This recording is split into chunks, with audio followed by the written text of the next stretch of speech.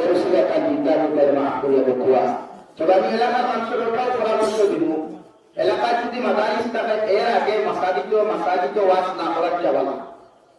আমি বর্তমান সন্দিনগর মোহাম্মদিয়া কৌমিয়া আলিয়া বা হাফিদিয়া মাদ্রাসার হেডপোস্ট এই ইদানিং আমার দেওয়া হয়েছে। আমার এলাকাতে সুনাম আছে, যদিও এলাকা মেঘালয় গরিব এলাকা গরিব হয়ে গেছে গিয়া আপনার এলাকার হয়তো বিজনেসম্যান নাই, স্টোরও হলো নাই, চাকরিয়ারও হলো নাই, কিন্তু আমরা এলাকাতে হলো আপনার মাদ্রাসার ওয়াজের আগে কোনো মসজিদে ওয়াজ হয় না, কারণ মাদ্রাসার ওয়াজ হয়ে যায়।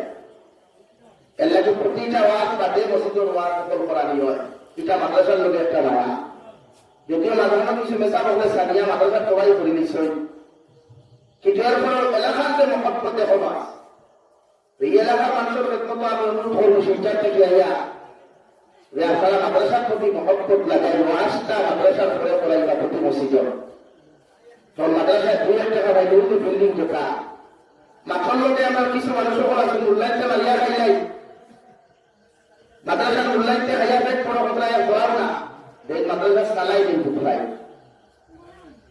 এর লাগে আমার আল্লাহ সকল প্রকার ফিতনার থাকিয়া হিংসার থাকিয়া আমরা ইমান ও আমাল আল্লাহ হেফাজত করতে